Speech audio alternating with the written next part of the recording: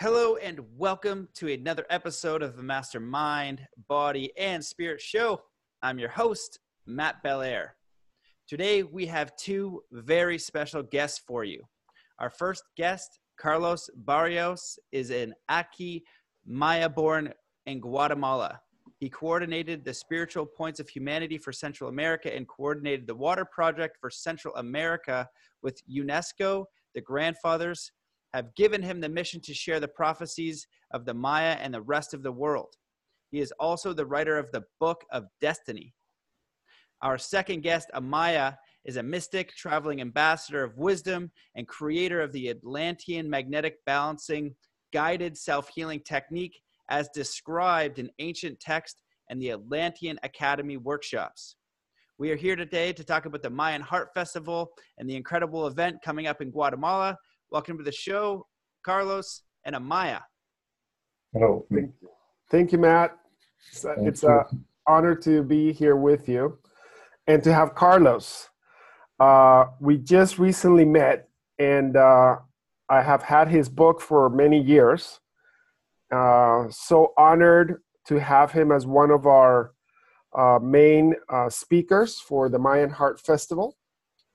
And as I myself, even in the last couple of months, have been learning so many secrets that are literally mind-blowing on the Mayans and their true knowledge and wisdom, you know, and it seems like I got the mission to do this event in March, and since that moment when I accepted that mission, all these wisdom that I had never heard before has suddenly been unlocked, you know, and Carlos today is going to tell us a little, you know, some incredible, beautiful secrets, and I'll share with you guys some of the amazing things I've found out. And it's so beautiful. And I think people are finally ready to really hear and listen to the beautiful teachings of the Mayans and how it's going to assist our planet right in that moment, you know, when everything seems lost, you know, and it's like, it's not, you know, it's like, it's at the grasp of our hands to make it happen, you know. So I want to introduce Carlos to everybody and have him tell us a little bit about some of his stories. Hola, Carlos. Hi. Hi. For me, it's an honor to be here. It's a pleasure, and it's part of my eldest mission to share the Mayan wisdom, the Mayan techniques. So we are very happy to do that. And of course, we are excited to go to the festival in December in Tikal. So, okay. Carlos, can you tell us a little bit about Tikal, you know, because I myself, I consider myself a regular person, you know, that in the last 10 years has had an awakening. But before then, I was totally normal. You know, I had a TV in front of my bed and, you know, was always trying to do the diet things from TV and all that stuff. And now I'm in this accelerated awakening state, which is just absolutely amazing. And I'm myself just learning a lot of these things and very curious also to find out about this process of the festival, the way it happened. I want to ask you some questions about that. But mainly, I think, you know, tell us a little bit about Tikal, because we kind of know what, you know, National Geographic says, but what is the real story with Tikal, you know? Okay. Okay, this is a little complicated because you know, the vision of archaeologists and history people, they don't give us the real transcendence from the indigenous people and essential. I can talk about the Mayan. Tikal was founded according to the sacred holy book of the Mayans. There are many books they are not open to share with humanity, but they talking about, and according to the oral tradition, Tikal is more older, like they say. We can see it. Yeah. For example, the temple of the Jaguar projected in the solstice, the shadow, and is moved around 10 centimeters. According to the calculation of on us, ¿cómo se llama?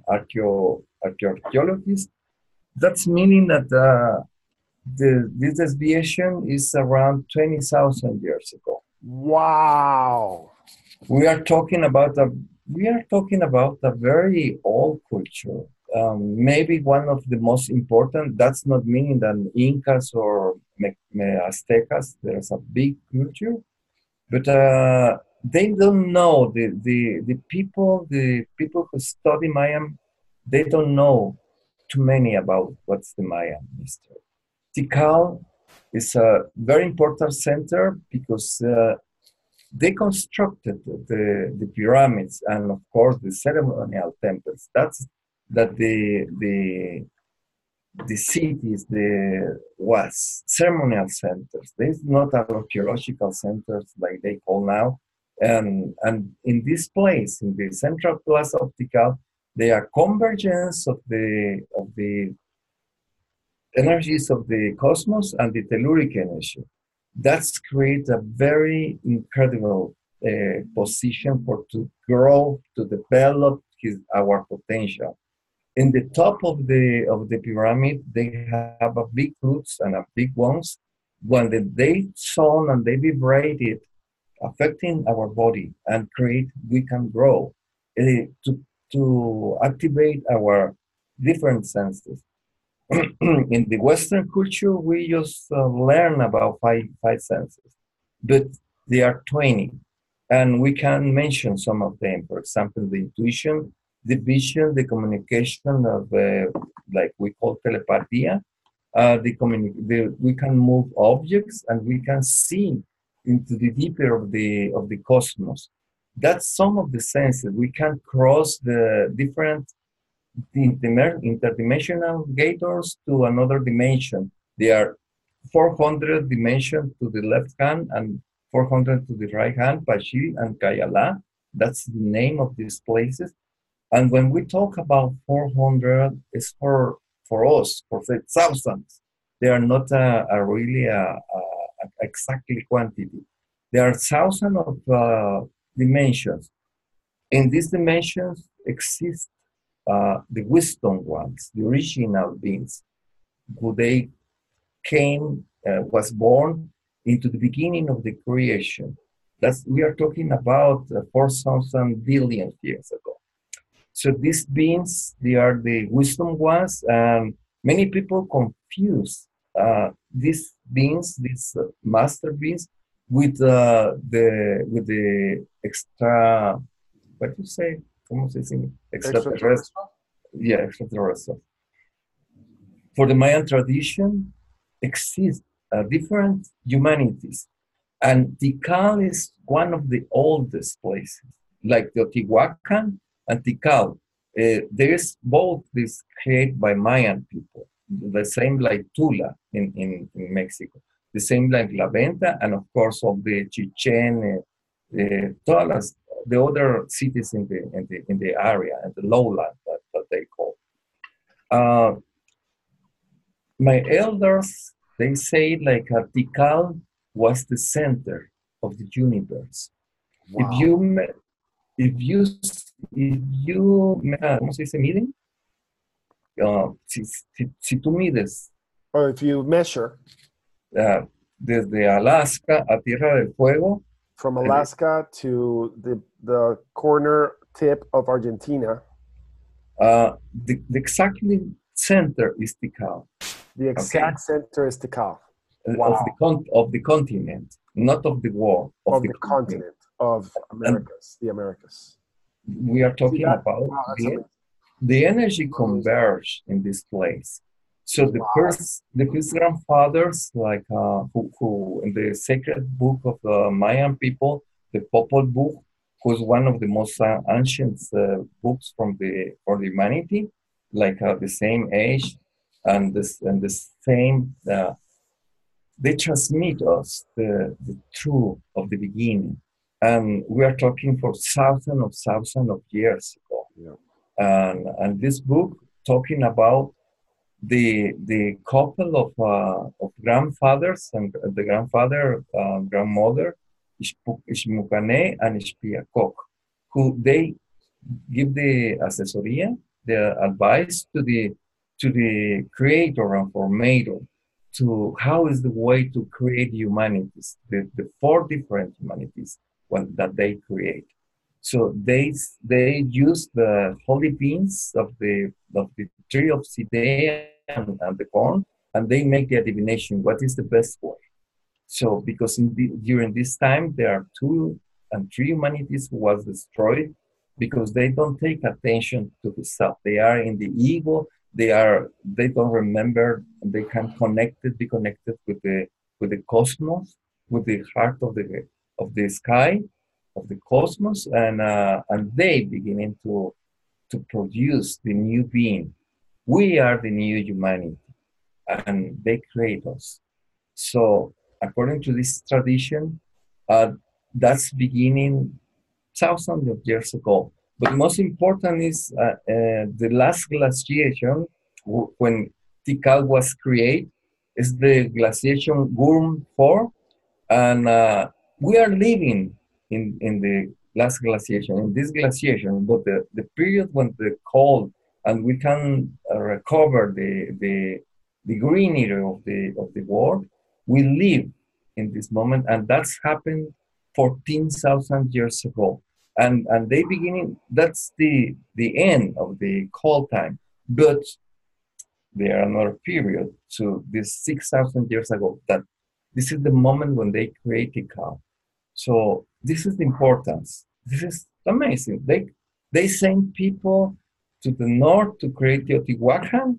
They send people to the south, and they go to live in the Sierra Nevada de Santa Marta in Colombia, and they send people to the continent.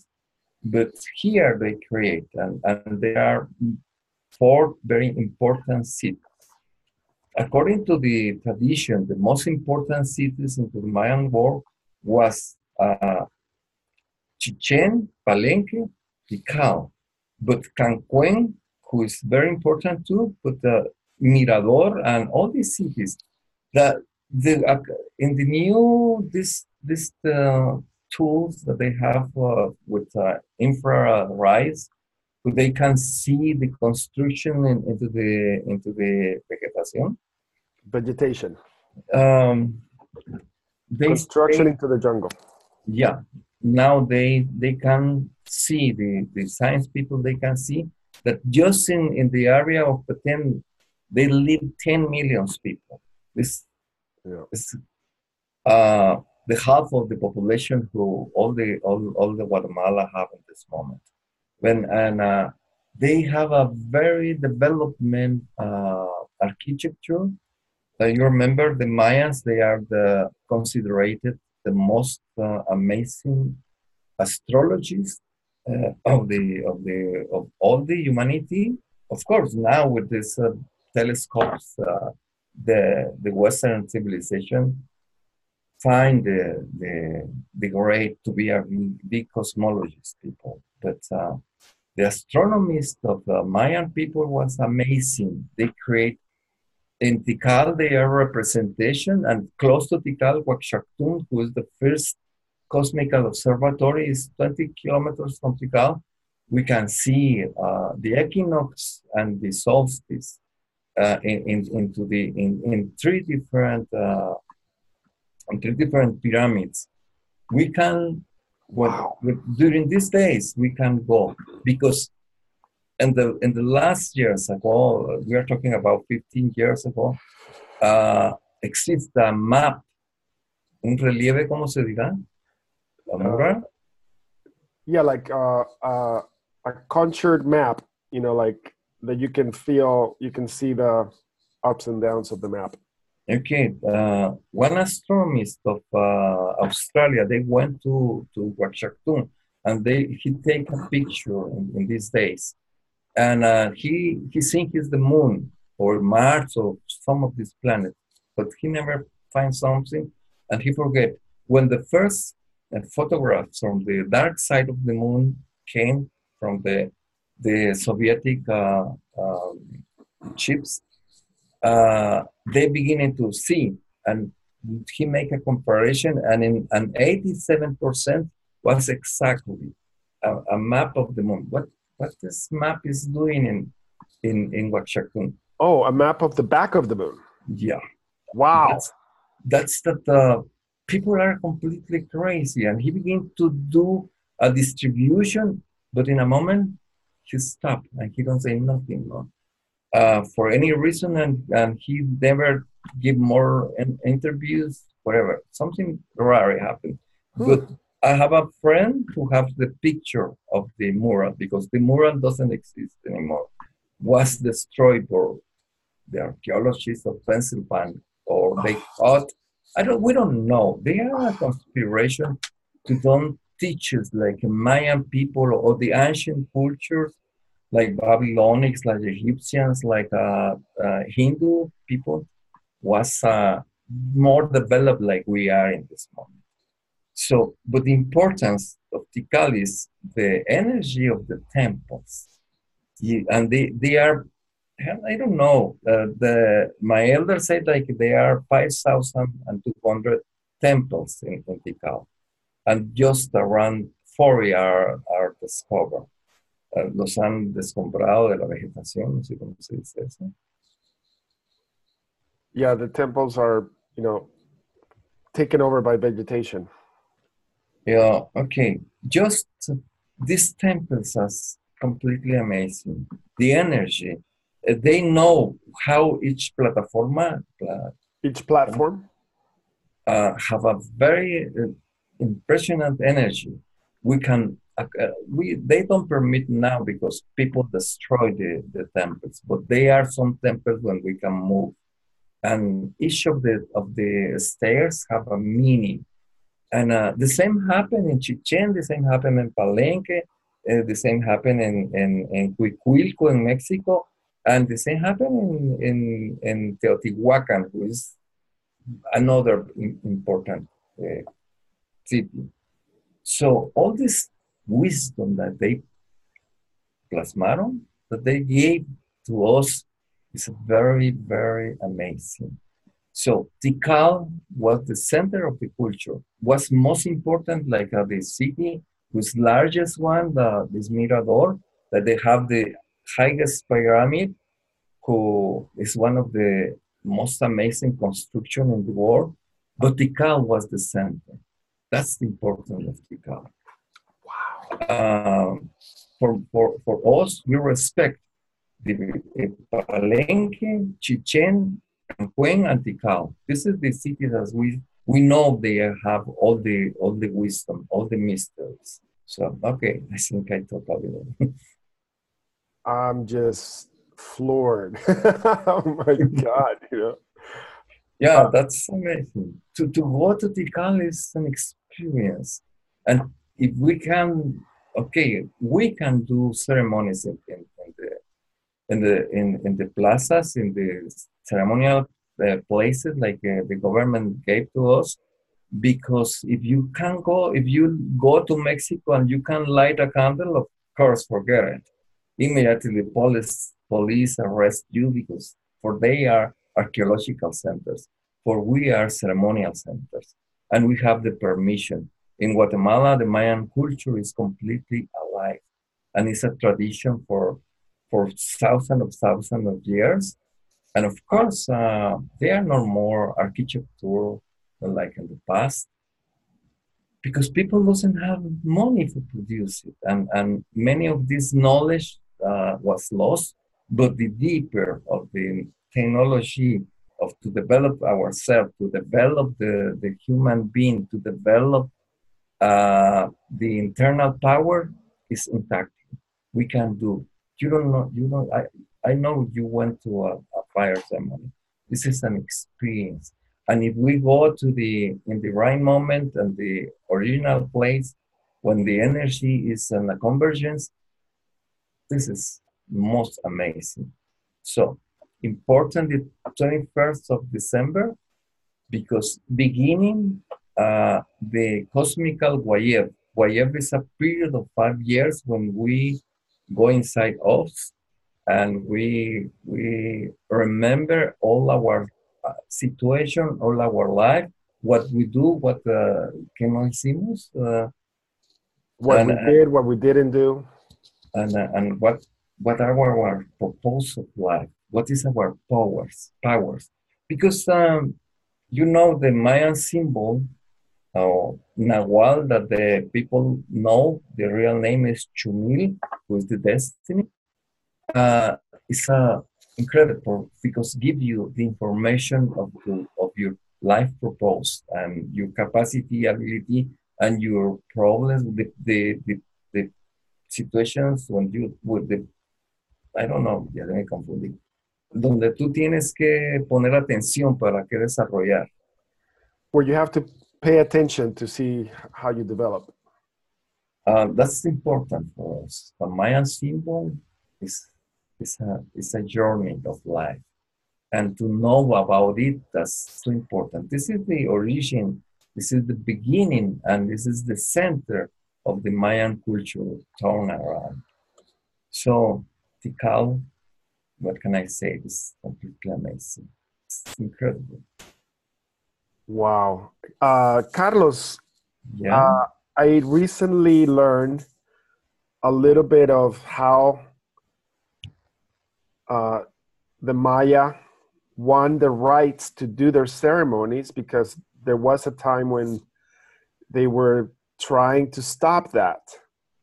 That what the Civil War was really all about?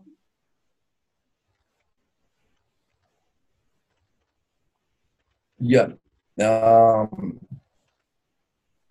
It's beginning with when the Spanish arrived. Remember here came the Inquisition, and they make a big persecution to the Mayan elders. They killed the most of them. So they decide to go in a very, very low profile, and they beginning to make the ceremonies in the deeper of the caves or in the highest mountains or in the deeper of the jungle, for they can see him because the ceremony continued.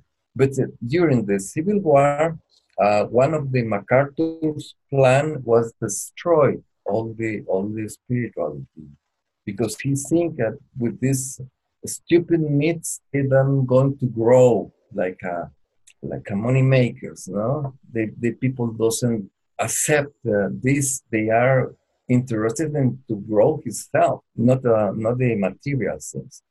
So they beginning the war, and both the Guatemalan army and the guerrillas, they killed the first thing that they do was to kill the elders. But they know, and they beginning to have and again another low profile. So the third wave was the Christian fundamentalistic people beginning to persecute because all that the elders made like was from the demonio and all the superstition that they have. So they beginning to persecute us, and each day there are less. But in 1995, when we make the first Council of Elders of the continent, the president of Guatemala, Ramiro de León Carpio, he went in a Mayan ceremony and he put his candles and he make a petition and a prayer for the country. And the television, each half hour, they pass the film. Yeah. So when he and the Costa Rican president, they put the candles. In the moment, many of the elders, because they feel like a fear of what they are destroying him, like when they saw the presidents put his candles, they decide to begin to do it again and to do the more public the ceremonies.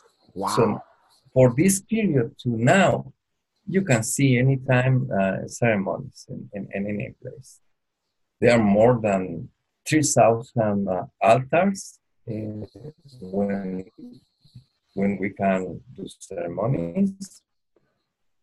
And of course, we don't use all of them, but I think like a Lama came to Guatemala, Carlos, your country is like a torch because I see fire around, I feel fire. And I explained, yes, now they are, each day they are not less than 2,000 ceremonies. So he was completely surprised about it because ceremonies doesn't change during the beginning of 14,000 years ago when the glaciation, when the Balanev, who is semi-gods who have the half of his body like the legs was like a jaguar and the rest like a human. Or that's the representation that they made from the Balanev, Balam meaning jaguar.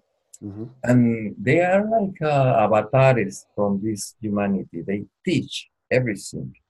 And they make the fire because they can control the cold. There is a mist and there is a fog in the fire. They can plant anything. They survival just for a tree that his name is Ramon, who make fruits, who they can transform in bread and have all the amino acids. And they can continue, but they are hungry and they are cold. And they ask the Balanev if they can return the environment like in the ancient times. And he make a ceremony. And they went to a path, who is the path of the Balanev. They went to 7 different hills in correlation with the Pleiades. And in the last hill, they make the ceremony, and this is the tradition. The father's son arrived to this place, and he's happy. Like people remember again the power they have, and he was according to recover the environment. So that's the same ceremony is like we make in these days. And wow, just so much beautiful, amazing stories. And I think also that people would love, just like myself, I find myself in the middle of this journey, creating this festival, almost by some kind of miracle. And, and even though I feel like I have lived as a Mayan for many lifetimes before, I'm just remembering all these things, and I'm doing things that I don't even know what they mean yet. Somehow I'm doing, and it's just incredible to have someone like Carlos, and then kind of I'm so many dots are like connecting, right? And it's like I'm so relieved too, because like what is it that I'm doing? And sometimes I don't, it's all and some of these things that I'm receiving too, like that I'm just instructed, like in our webpage of Mayan Heart Festival, I was kind of just instructed to put, ending a 5,000 year cycle, but I'm not sure where that came from. And maybe Carlos, what is going on with this solstice? And can you give us a little glimpse into this prophecies in 2018 and this particular one that we have coming up, which is also a full moon? And why am I doing this? Okay. Great. Okay. So what I want to say to you, when I begin in a research, spiritual research, Yes. I went to Asia and essential to part of Egypt, and I went to Turkey to I have an encounter with the Sufi people who are very wisdom ones, and I tried to find the Babylonian people, but I can't talk with no one. In Egypt, my brother, he went into a chamber of the pyramid Saqqara, who is the only one who have stairs, platforms, and one of the elder, he think like my brother can have the high conscience, and he invited him to go into the cave.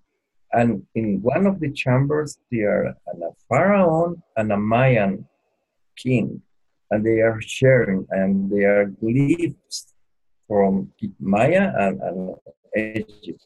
And this is in Turkey? No, in Egypt. Oh, in Egypt. Okay, so in Egypt, you in guys found... in the Saqqara pyramid, one of the... Oh, wow. That's incredible. My brother has completely worried about Carlos, sorry to cut you off, but keep going. But I had a note come in through Facebook from my friend Mohammed Ibrahim, who's an Egyptologist, chematologist that I met in Egypt. And he said, did you know that there's Mayan writings in Saqqara? That's what wow. That's what he commented while we were talking. Yeah. That's what he's just talking about right now. I like to hear more like this because unfortunately my brother, he take a little video, like he gave the permission, but he died and we never recovered the film. Oh, okay, This is important. The traditions of all the ancient cultures, they are connected. So you asked me about I explained. I went to India, and I tried to find some things. In these days, I like to go to Tibet, and but in these days, the cost of the visa was $10,000, and you need to give another deposit. They never return to you for another 10,000. So I don't have 20,000 in this moment. I sent a cablegram in these days to my father if he'd like to help me. And I was waiting the hotel, waiting for the answer. Finally, I write the cablegram, and I'm so happy. And I open, and my father just write, ha, ha, ha, ha. And that's finished my journey to Tibet.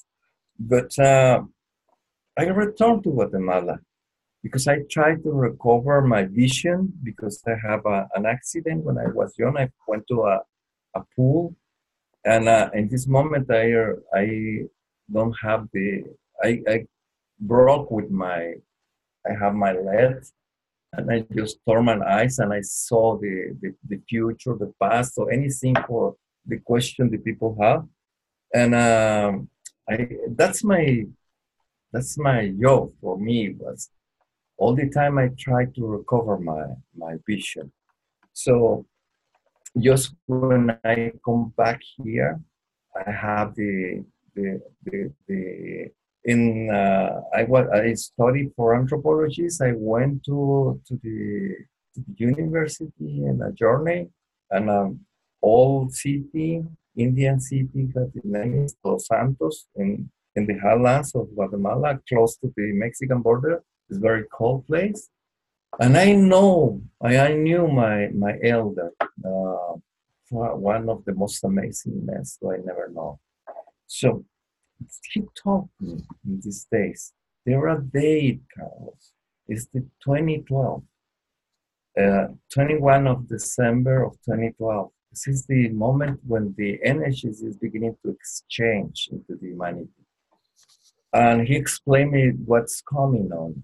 We are very close to the destruction, but we are very close to the development of the humans. Okay. And he explained me that they give us techniques for develop ourselves. But that's what I explained you in the beginning. My clan, it's a clan, have another information. They are the Mam people, who's the oldest one.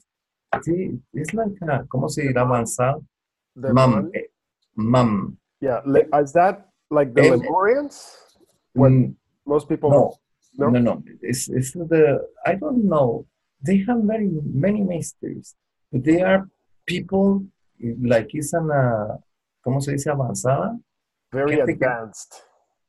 pero ellos eran una gente que enviaron de Atlantis. They was people. They came from Atlantis.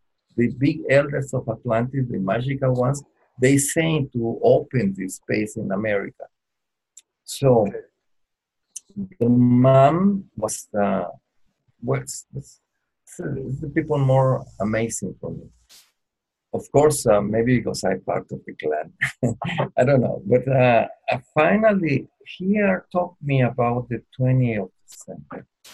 And he says something funny in these days. In these days was the Star Wars movie. Yes.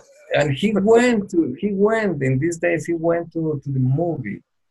And he said to Carlos, you are amazing because the 2012 is the beginning of the Intergalactical Confederation. This is word like you never hear. You take from the movie.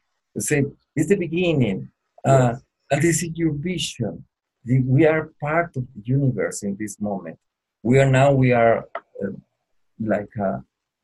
We are completely nebulous. We don't have the spirit to be connected again with the heart of the earth of the universe of the cosmos. But the 21st was not the end of the world, like we know, no. It's the people, it's the media who put us these words in ourselves. I remember History Channel asked me for an interview, and I went to New York. I was in New York in these days, and I went to the interview, and they say, "Okay, Carlos, talk to us about the end of the world, to the destruction." So what? There are not any destruction. No, you need to talk. What is the destruction? What is going to come in? Explain, but where you take these wars? We never say like there's the end of the war. Not the end of humanity, the end of the wars. This is a big history. The end of the war is going to explode or what? So, see, they are not end of the war. They are not end of humanity. It's like a change. It's the end of a cycle for 5,200 years. And this finished the 20th of December of 2012, and is beginning the 21 of December of 2012, beginning the new age, the fifth sun, the moment of the encounter, and no division, but you are going to ask me, what are you talking about? See now the problem with Koreans, with Iran, with all these things, and Venezuela, and all this confrontation. All the time we have this confrontation. Now it is most easy and public because for the web you can see immediately so happen in any countries. But there was no end, and we tried to explain, and just one newspaper in England and other in United States, and some ones in Mexico and Colombia. Open the space to explain there as not an end of the world. Because the dramatic thing, the tragical things, that's sale. That's the media needs. But it's this consideration with humanity. I receive thousands of mails or people are asking me what's coming and what we are going to do at the end of the... What am I going to do when the world ends? Yeah. Not much to do. If something happens, you just pass. You don't need to do nothing. But of course, they are nothing. So this is the beginning, 13 years. Yes. A kid in the Mayan war at 13 years, there's not considered anymore like a kid. is considered like a man, a woman. And this period is according to the fire energy. You remember the kids, they have extra energy. Yes. For 13 to 26 is the period of the challenge. We are learn to choke with the wall because we need to learn into the experience. This is a very dark period for a right to the life and accommodate to the situations. The 26 for 39 is the period of the knowledge, and this is with the element air. The second is with the element earth, the tierra. Yeah, and the next is the element air, right? Ether. No, el agua, el aire. Oh, air, yes. Okay. And 39 to 52, this is the water element, and 52 to 65 is ether. So if we reduce these periods, so happen in the 2012 to arrive to 26, we are just finished living the fire. The big problems beginning to the second period of the element air is when the water is going to be escasear. It's going to be like fresh water is going to be difficult to have. Yeah, it's going to be scarce. Okay, 33% of humanity is going to have, and this is not my words. This is not prophecy. Was a prophecy in the last years, but now it's a reality. Like United Nations explain us. Like if we continue with this in the 2040, 2050, most of humanity the 30 or 40% of humanity doesn't have enough water to survive. That's meaning destruction, epidemics, wars, whatever. That's that we can wait for this moment. If we don't put attention, a big percent of humanity is going to disappear. That's what happened. To open the space to the new human, there are other possibilities, like the Mayans, the ancient ones, when the Spanish has come to arriving, 100 years before they moved to another dimension. I'm talking about 1, 2, 3 people, thousands or millions of them went to another place, or went to the center of the Mother Earth, and they live in this, and there are millions of them living in these places. So humanity is not ready to understand it, but something to happen. They are not extraterrestrials who are going to come to help us, but people from the beings from here can help us, but it's our responsibility. And okay, because one of the key things that I've received in this particular event that we're doing and this Mayan fire ceremony on December 21st is precisely that there's going to be an audience of these people you're speaking about, and that we're going to speak into the fire, the declaration of liberation of the planet. And that's been the main guidance focus of the main mission, per se, of what my job is, basically, with this particular date. And I was wondering about that because I had some dreams in Mount Shasta. I don't dream very often, but I had this dream twice at different moments in Shasta. Had the same dream. And I remember I was sitting like in this field, and there was like this building and bleachers, and these people just like looking at me. And I just sat there like, okay, why are these people, like I'm like, you're the middle of the show or something, but you have no idea why it is. They're just like sitting there, like looking at you. And I'm like, what are these people looking? Or like, what am I supposed to do? What am I supposed to be doing? And it was really interesting. And this just happened like last week. I was looking at a photo of Tikal, And I noticed that if you stand in the middle, you know, you have the one area that you have the two pyramids, and in the back, you know, there's just forest, and then in the front, it's sort of like a bleachers kind of stairwell with structures. And I was like, oh my God, that's a representation like of my dream. I could see, and now I know that when I speak and I speak the declaration into the fire, I'm going to be looking towards those bleachers. I was getting that guidance, and it's I'm just amazed, and it's a big dot connect for me to hear that. That's exactly what I was thinking.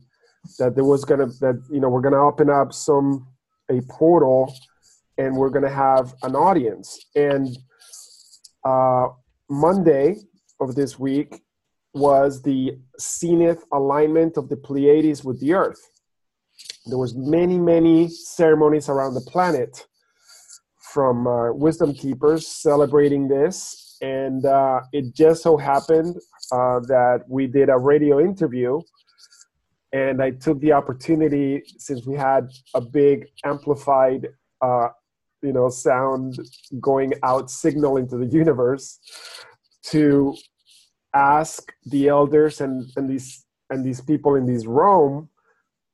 I was the official, per se, invitation for them to be present on the 21st of December, to hear us, to hear humanity, to hear our declaration, to be witness, and to call upon them, give them the permission to truly assist us, and help us along in this journey, so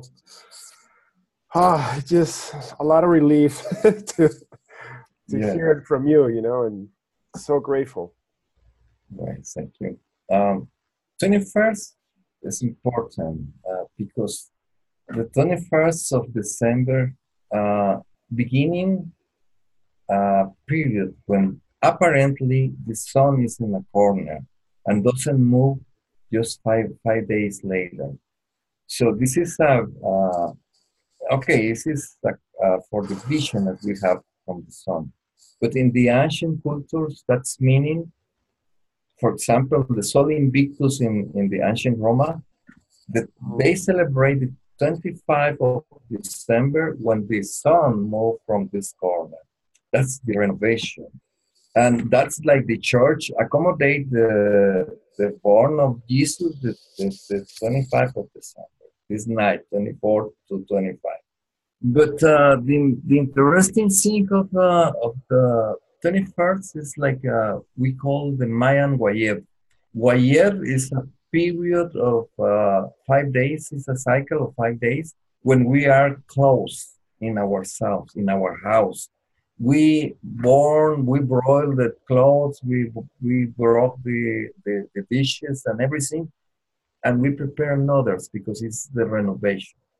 So we do an introspection to remember what we do, what is our purpose for this year that we have, and what is the projection to the future. We in the Western world doesn't have nothing like this. Just when we go to the psychologist, maybe we're beginning to remember, but we don't have an exercise to remember what we're doing and what we expect. But the cosmical Wayet begins in this 21st, like exercise to remember what is our life purpose, what is our tools, our internal power, and what we can do. So we are right to this very interesting moment of the life for the humanity, for the Mother Earth, like a being. And we are arriving here to, what can I say, to a very amazing point, okay? Because we are going to move to another cycle of energy, and it's in according to this event that you explain us. each 52 years, the player is in the center of in the zenith of the cosmos, of the bóveda. Okay, from our bóveda, ¿cómo se dirá? Bóveda? Sí, bóveda. Like cave, like. Pongamos la bóveda celeste, Oh, the celestial. Yeah, we're kind of enclosed in a celestial Rome. Okay. That's happened the night of the Sunday to Monday when the player was in the center, in the exactly center. That's happened each 52 years. It's a renovation. This is a period of real renovation. And they call the new fire because they turn off all the fires of all the Mayan world, and they beginning with exactly at the midnight to burn this new fire to go to different places. So this is the importance of this. So, like we are beginning in the new cycle of 52 years, and we are very close to this event, the 21st of December, and we are beginning to move like the doorway is open to reconstruct the new human, to reconstruct the new humanity. So we don't expect that anybody is going to survive, but the people who have more conscience can survive, can cross, can grow, can go to another dimension. Yeah. Okay? That's the importance of this day. It's an amazing day. Wow. And what about the full moon? How does that embody the energy of this particular December 21st? What does it add to it? Okay, the moon, remember we are 85 to 95% of water. The moon moves all the planet, las mareas, no sé cómo se dice. Yeah, the tidal waves. Están movidas por la luna. Y cuando la luna, when the moon is full, they have more affection to anyone. So with this combination of these three events, yeah, something great is going to happen. For ordinary people, can be another day. They don't take attention. But if we are open and we put our intention, we open the space, we open our mind, we open our heart, and we open our spirit to receive the energies, we can be transformed. The full moon help us. We are going to be. Let's remember the myth of the we can transform in a wolf. This came from America. So for the Native Americans, that the full moon is transform people because they have the ability to transform in a holy animal, and they expect for the full moon to transform in a wolf. So this is to grow. This is to recover his power. What we expect in this time is like we are going. If we are open, we can transform ourselves in this internal warrior and in this internal powerful person. So this is all these energies can converge in this moment. So I hope that we can go to Wakshakhtun to see the pyramids, to see the solstice, and later we can do a ceremony of fire. I don't know what is the schedule, but I suppose it's in this way. So we can do a ceremony in the Central Plaza, and maybe we can do another at the same time in the Lost World, like it's very important part. Great to know. Thank you. So just for everybody that's watching, if you go to MayanHeartFestival.com, we're going to be posting the schedules pretty soon, but basically on the 21st of December, we are going to do the Mayan fire ceremony in the Center Plaza of Tikal, beginning at 10 a.m. Guatemala time. And we're going to, with our intention, open this portal and read a Declaration of Liberation for the planet, and in many different languages and by many different indigenous elders from around the planet. We have some Kogi coming from Colombia, so really happy to confirm that, and from many other tribes around the earth. I think people are really finally hearing the call, and for those that cannot attend in person to the great ceremony, we will be leading a live, a webcast live with unified.org. We will be coordinating a synchronized world meditation at the same time. Okay. Also with our partners from Disclosure Fest, so that as many humans in as many places as possible can focus on that day, that beautiful intention to visualize our earth freed, our earth regenerated, and then feel it in our hearts and know that it has been done, Okay. Right. And that's our main purpose. And Carlos, I am just so grateful to you, brother.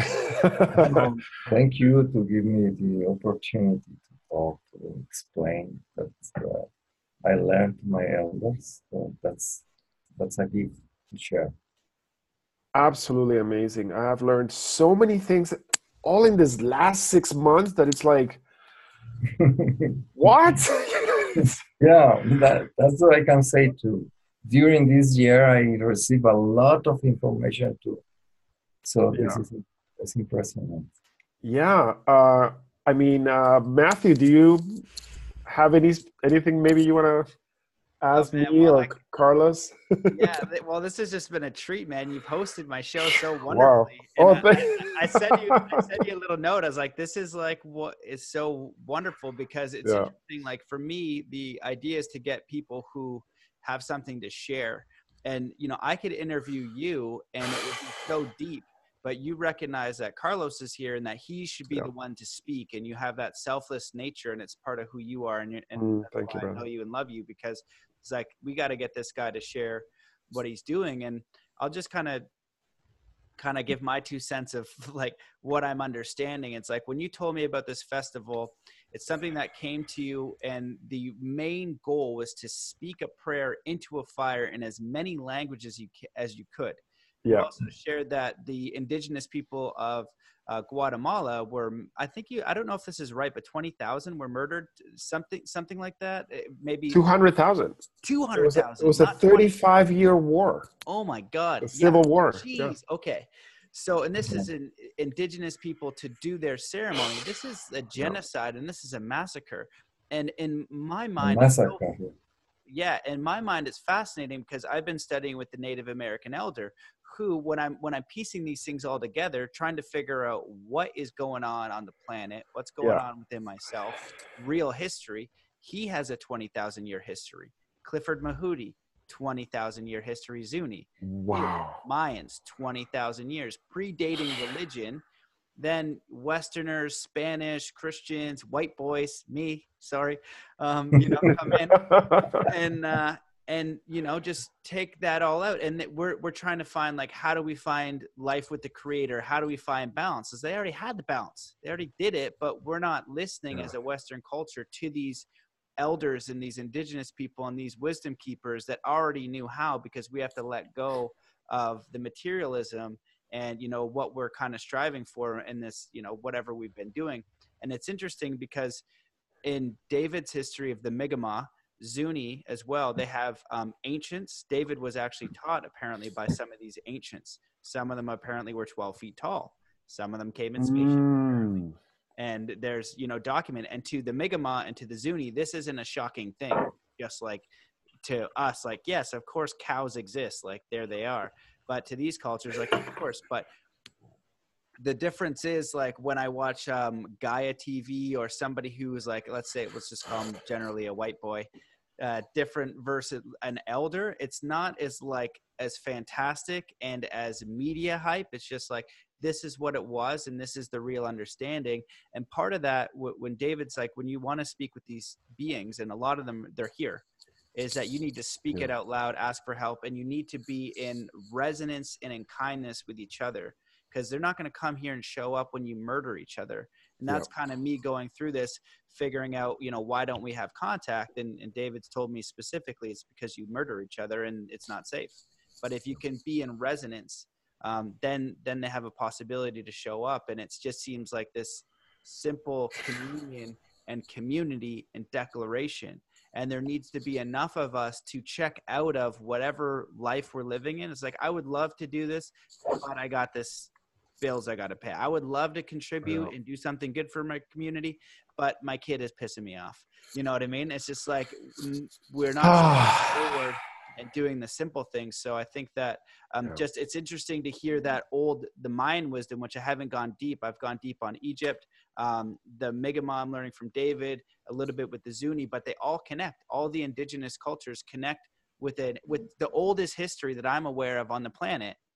And I was at Disclosure Fest in Washington, and the elders were speaking, and then the other people were speaking, but nobody inquired about the elders, including the people who were on stage that are supposed to be seeking disclosure. If somebody told me that they had balloons in space and that they have a 20,000-year history that included the ETs, I would go ask them a question.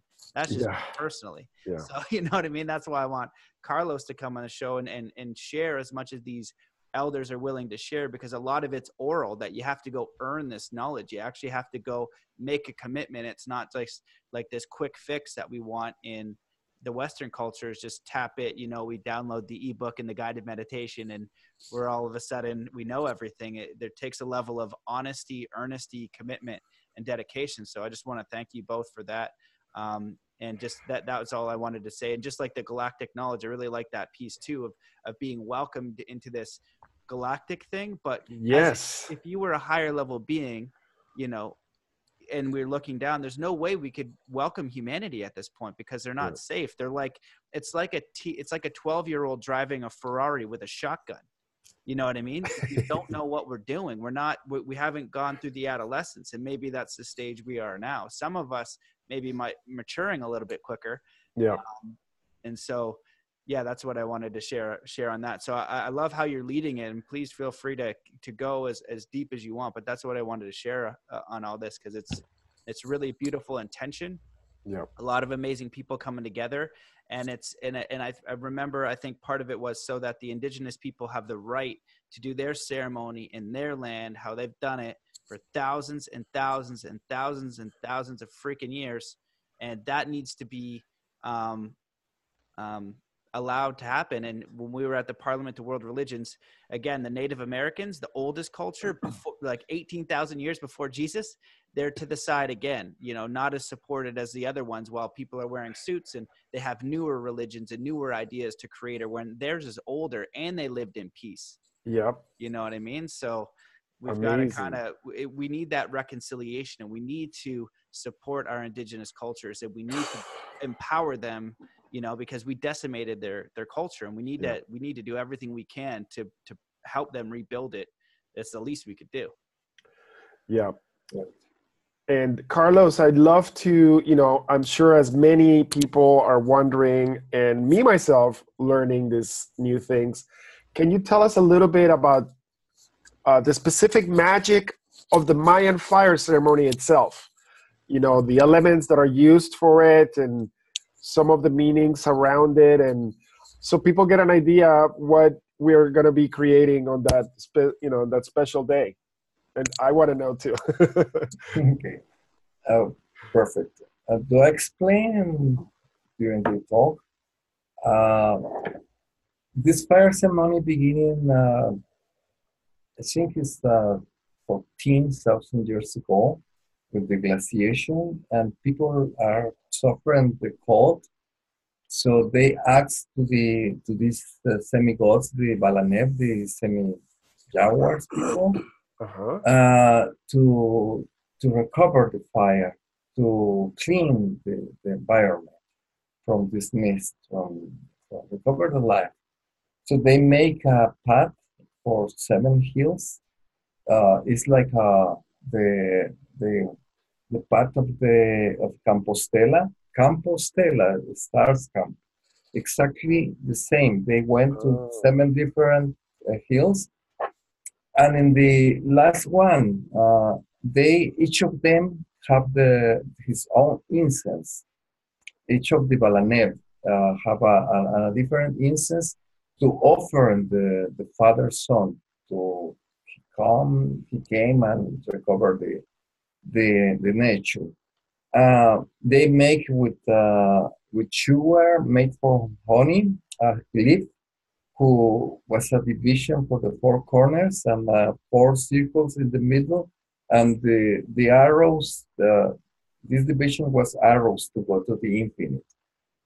And they put the incense and they put some flowers and some honey, and they beginning to call the different 20 chumis, that's meaning the nahuas, because like I explained before, everything is going according to the Cholquijo, Solquin, like people know the holy sacred calendar.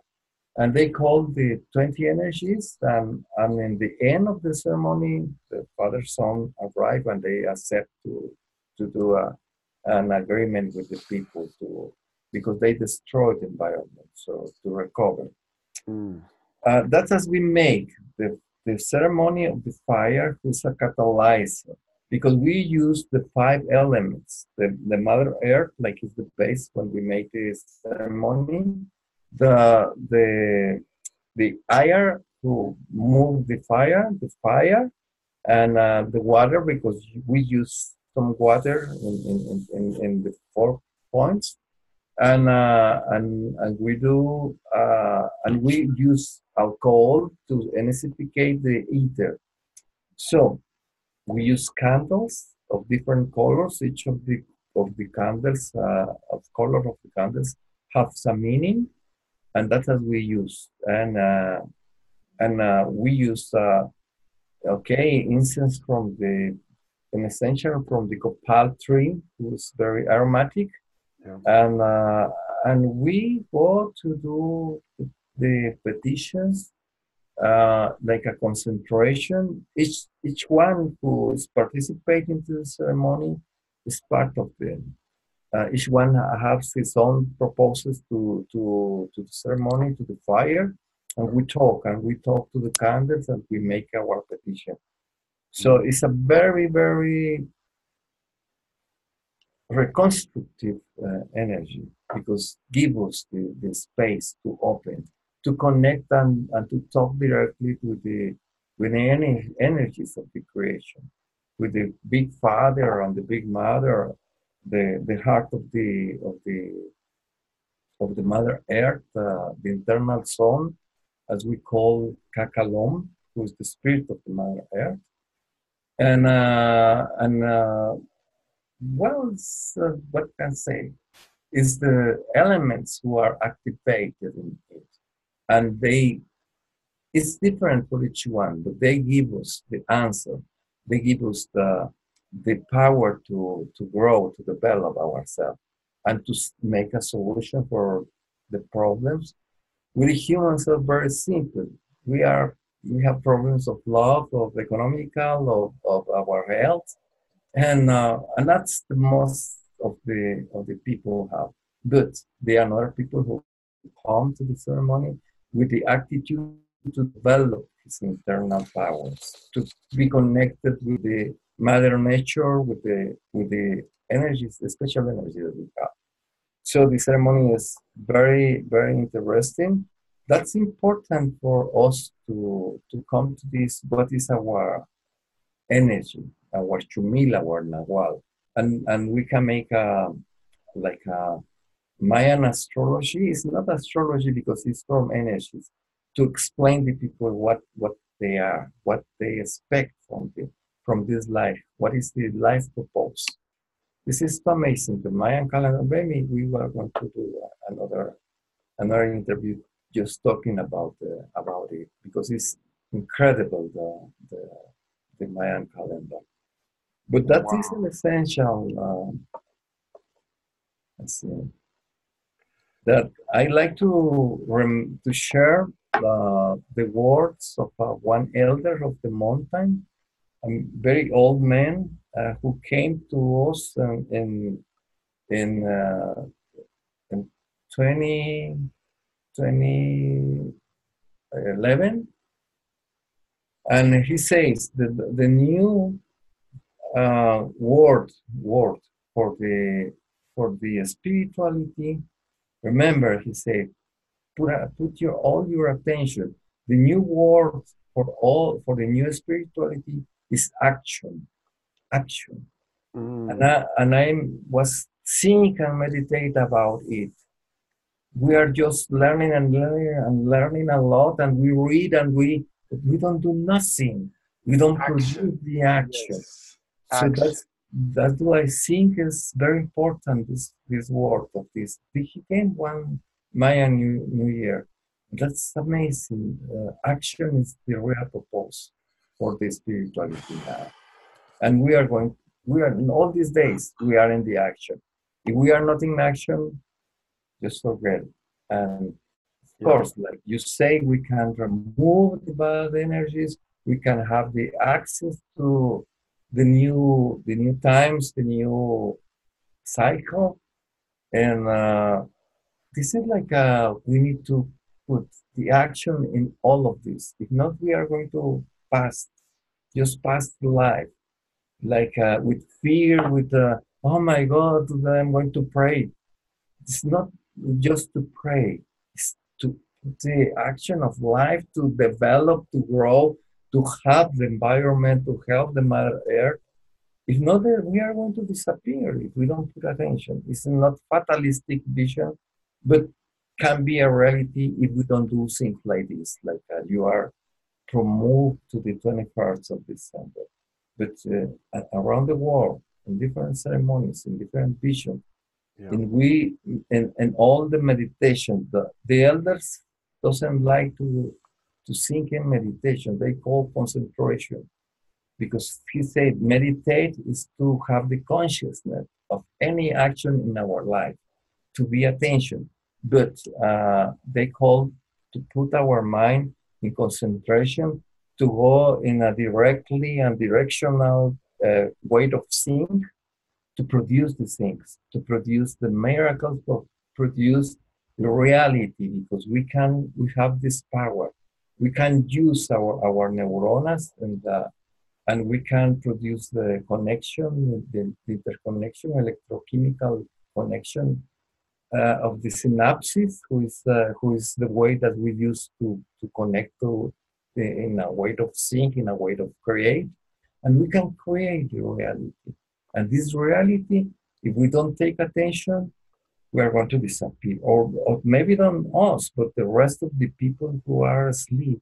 They are follow the materialistic way, like this is the big history. You don't came to this life just to live.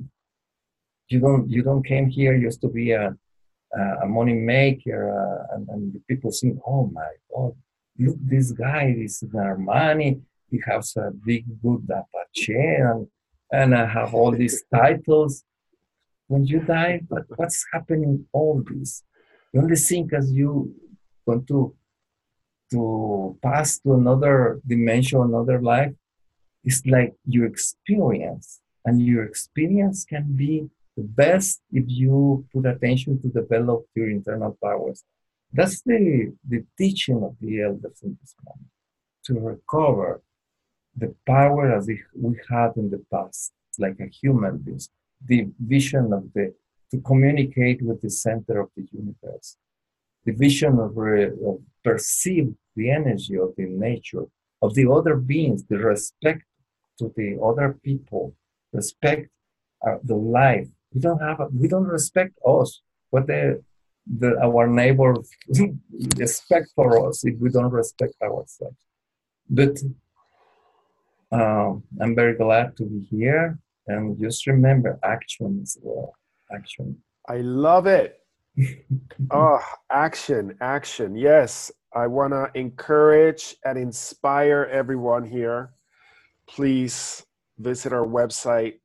If you are inspired, take action. Join us in person. Be witness to this incredible event that has been magically created, that we're all going to be a part of. And it's just so amazing, Carlos, to be here and to be in this position, to be one of the creators of this. I want to give a shout out to our amazing team. We have a team in Guatemala that's been working since March, putting together all the elements there. We have an amazing hotel in Lake Petén that's just incredible, and the beautiful people there are renovating it and making it really beautiful for us when we arrive. An amazing team here in the States, in Los Angeles, that's magically come together with really their hearts to make this happen, and it's been a beautiful, because creating this festival, it hasn't been like a normal festival where a couple people get together. Hey, we got $10 million. We're going to do this thing for 3 years and lose money and then make money on the 4th year. It was literally like a mission, like, do this. And we started literally with zero budget, and kind of just with the guidance. I kept receiving this guidance, like, I do produce events for a living. So I think I was selected because I have that experience. But at the same time, I was like, okay, what do I do? And then I just kept doing what I know how to do, and I know how to do it well. And I had to let go of fear and expectation and simply move forward, create. We created the website, and things started, then you can see a little bit of the vision of what was happening, and now it's funding itself through ticket sales. People are resonating. They're hearing the message. They're really being called to participate and to be present. And I want to use this opportunity to invite everyone to really drop deep into their hearts, and if they feel the call, to join us. There's many ways to get there.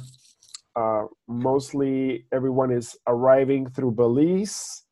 You can arrive through Cancun and take a bus down, and you can arrive through Guatemala City.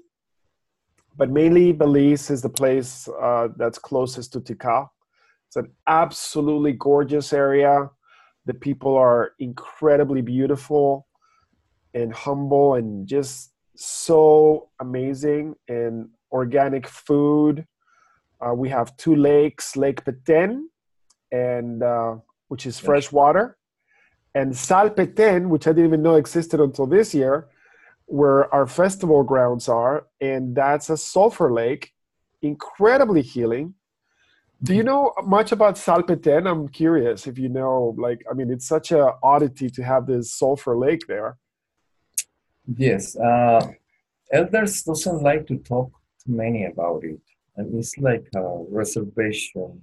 Yeah, it's not open to the people, but we know, this is in a moment, the water of the ocean came to this place, and is preserved for a magical reason, because they are not a natural reason. It's for something magical to happen.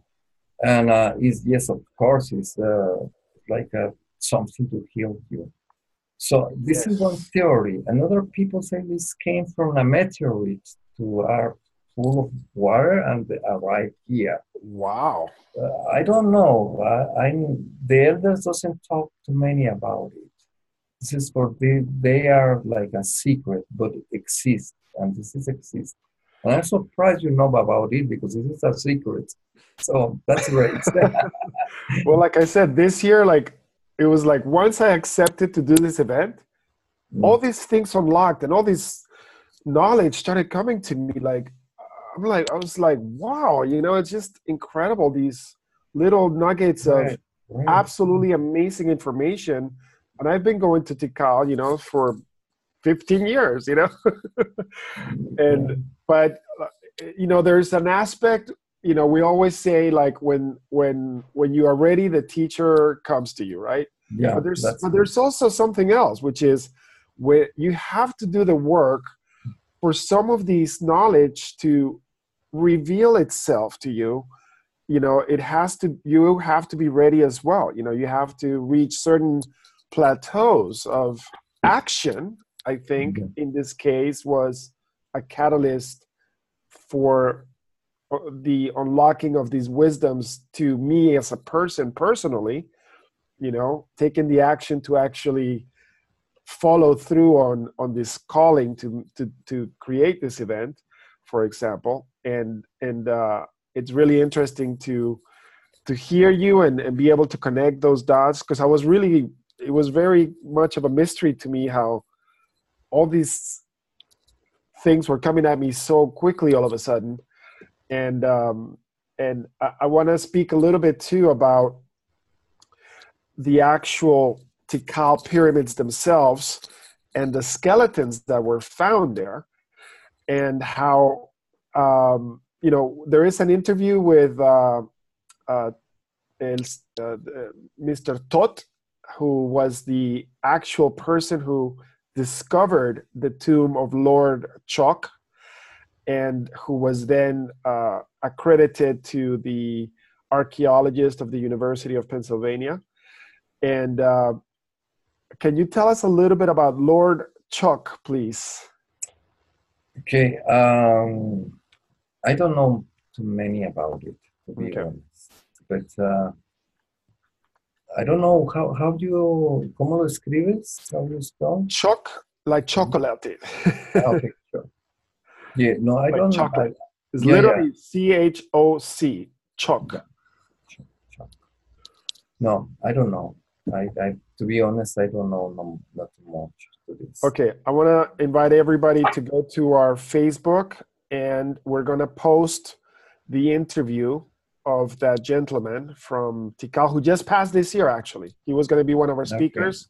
We're going to do okay, a memorial great. for him. And his son, Julian Tot Bol, is actually going to be one of the master ceremonies, one of the masters of our fire ceremony. Okay, great.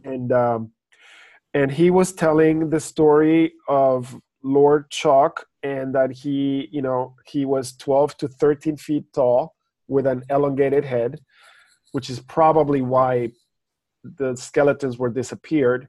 He also said something quite incredible, and that is that they found 25 tombs in Tikal. However, if you look at Wikipedia or any mainstream publications, every single one of them will say no tombs have ever been found in Tikal. So it was just like, wow, and in this documentary, they have the photos of the tomb, they have the report, because it was written in a journal back in the day, archaeology journal. So the whole report is there, the photo of the skeleton, a description of every single item that was found, with the tomb. And it's right there, and it's actually because of us speaking out a little bit about it. I think it's become an actual, where people are beginning to ask, where's the skeletons? Like, hello. Yeah. And Yeah, this is something to happen. Same happened with the crystal schools. There are a lot disappear. I am going to try to go to the ceremony with two of obsidian schools. The very ancient ones, and these the miracle ones. And I saw one of these with the with the head very long. oh, really? You're talking about. I will see if we can do something. The owner or the keeper is something who is a lot afraid because they think like someone is going, the government the the universities of the United States or England or the university is going to take from him. Yeah. But these two of obsidian, there's a very amazing glass. I'm going to see if I have the permission. So he has a crystal skull, elongated head. Yeah, it was. Wow. Yeah. Oh my God. Yes, in the 1995 when we beginning to talk about the crystal skulls, people doesn't know nothing about it. Yeah. And was the BBC who take the information and they use like his own information, like always. But it's amazing to happen because now the prophecies explain us like close to the 2012. There are 52 of them, like they are coming around a lake, and someone is going to cross the water, like walking over the water to go to the island in the middle, and he's going with the master head, and he's going to activate the other 52. And this is part of the very deep prophecy. So, do you remember now in Rabinal? I went to, I think 20 years ago, and they are skeletons from people that they have around 4 or 5 meters tall, and the school is like this. And they show me, but like you said, in a moment, everything disappears. The information move and immediately nobody knows nothing. The people who show me, they don't say nothing more. But this is part of the ancient humans, yes. Okay? For the first human, like someone who has, ¿cómo se dice parentesco? Is related with the Cro-Magnon. Yeah, related. Okay. With the Cro-Magnons, but the head is more. The Cro-Magnons they have a 4,000 centimeter cubical of brain brain, and we have just 1,200. The largest. This Cro-Magnon was like people who live like in a critical state. Everyone. Oh wow. Yes, and they descended from these big heads. So pharaohs and Mayan people here, they have the same tradition. They came from some of them. One of the kings from here, I never heard about this one, but can be in Copan, one of the kings, the rabbits, the canine kings, they have a big head too. So in Quiriguá, you can see the imagine of the Mayan kings, but with the barba, the beard. The beard. Like the Egyptians ones. Oh, wow. They are connected. They are completely connected. Yeah. They so Quiriguá, Matt, Quiriguá is another archaeological site that's about 4 hours from Tikal. And it's, oh my God, it's absolutely amazing. I got a chance to see it this year. And they have this, it's like an egg-shaped gigantic rock. It's totally a spaceship. Yeah. And you have this guy right in the front, literally like in a throne. Like it's so mind-blowing, you know. And I'll post on our Facebook or the Mayan Heart Festival, I'll post a picture of it. But it's just the stuff that's readily available to all of us with just a little exploration, a little bit of taking some action. You know, it's just so beautiful, you know, to, you know, let's get off our chairs and turn that TV off and let's create and activate. Let's actionate our lives into this new earth we're creating. It's totally up to us, you know. Yeah. And last but not least, Carlos, tell us about chocolate and the great cacao ceremonies. Okay, that's That's an history. People beginning to use the chocolate, the cacao now. Someone take the information and they use the chocolate that you can buy in a store. They use with a lot of chili and they put the people in fasting and they celebrate the ceremony. The original ceremony came from the tobacco, from the cacao, organic and natural to grow Sylvester into the jungle.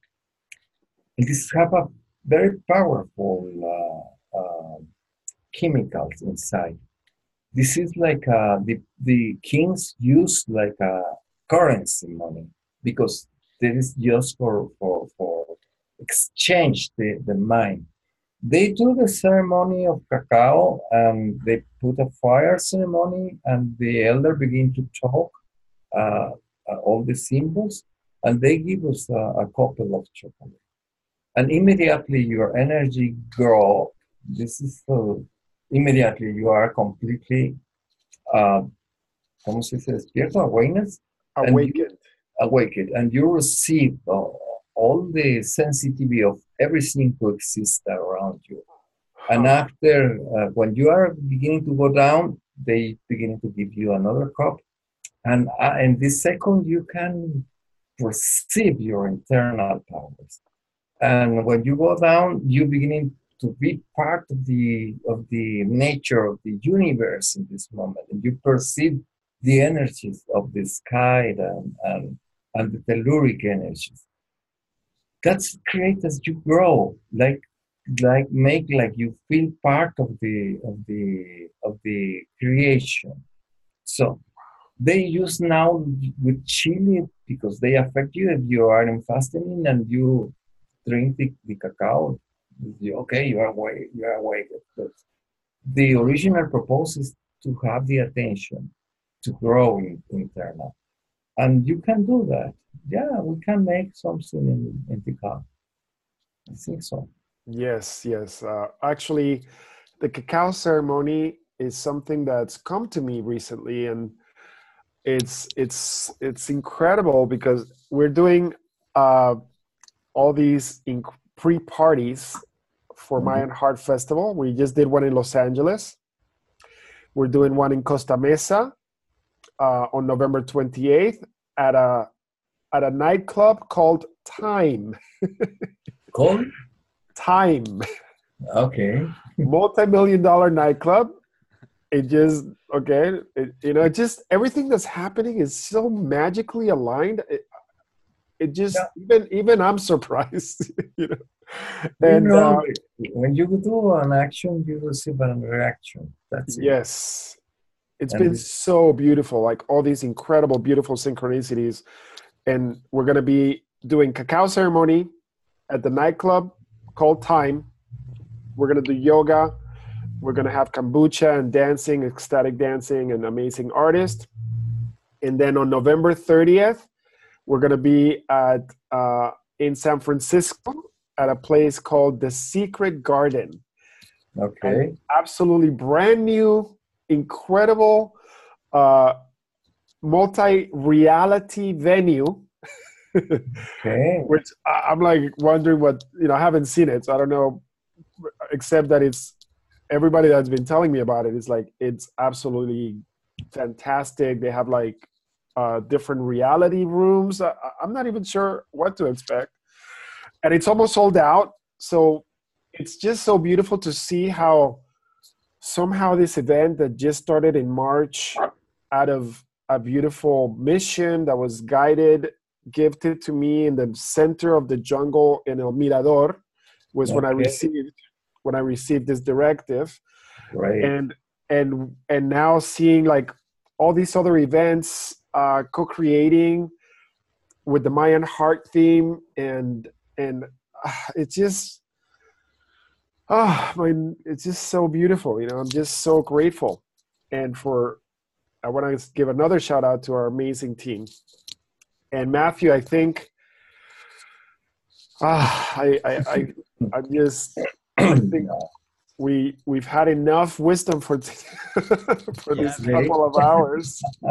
Well, it's been amazing, man, and it's been awesome to just kind of like watch you two. And I'm glad you're here to help. You're more of an expert on the Mayan culture and what's going on to get the best out of Carlos and explain to everybody what he's about. To be a little bit of a bridge. And like I just want to like slightly go back because there's some important points that you guys made. About like there's some big things here like the Smithsonian and like the elongated skulls. I went to Egypt last year with the Resonant Science Foundation, and now they're in Peru, and somebody posted a picture of an elongated skull that's actually real. There's giant skeletons. Oh, yeah. It's not a myth. It's like an actual thing. Oh, and yeah. your brain is like, okay, like it's like, oh, were there giants? Like, yeah, there actually were. It's actually physical, real, elongated skulls that exist. Now, the mainstream doesn't know this, and then even now you're skeptical probably because you've never seen one and it's not common knowledge. So why would that be suppressed? And Graham Hancock and I forget whoever else was with them was interviewed on Joe Rogan, and they said the Smithsonian isn't what you think it is. Just like the Catholic Church, the Vatican. Why does nobody have access to that library?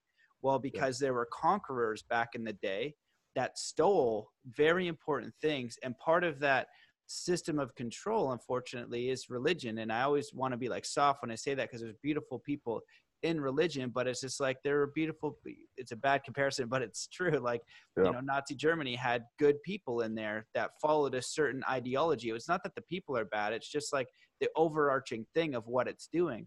And so the Smithsonian, robbed indigenous people all over the world. So did, the kings and queens of Europe, because that's just what they did. It's not even a bad thing. It's just they were conquerors. So did Genghis Khan. You know what I mean? Like that's what conquering is. And it came with an ideology, but there are things there. So why would they not make this public knowledge? Because it would break the story of religion. It would break that basically myth that they're putting to keep people at the level they are, and take away that connection from you and God directly. And you need a what do you call like a intermediary? You need an intermediary, right? Oh, I can go to Amaya and Amaya can get me to God. I can go to the Pope and the Pope can get me there. But so it's these are really important things to consider, and you got to think is like, okay, if that exists, what does that mean? What else is there? So it's important just to kind of do that. And I like when Carlos is talking about action. David, the other indigenous elder that I've been with, says that all the time. He says, a lot of you are so heavenly minded and no earthly good. And talks about meditation. He's like, meditation's great. And he's indigenous too. He's like, so is ceremony. But if you just do ceremony, if you just do meditation and you don't do anything, then spirit, that force that you want to connect with, cannot help you. That it is action. And one of the teachings that he's given me that's actually changed my life is 3 kind acts a day. Go out of your way. Don't tell anyone. And I've done more kind acts in 6 months, and that's about a year or so, than I did like probably 10, 15 years thinking that I was kind and compassionate, but doing it in actual action. So I think that those points are really important. And I think now is the time when we talk about waking up. This is it.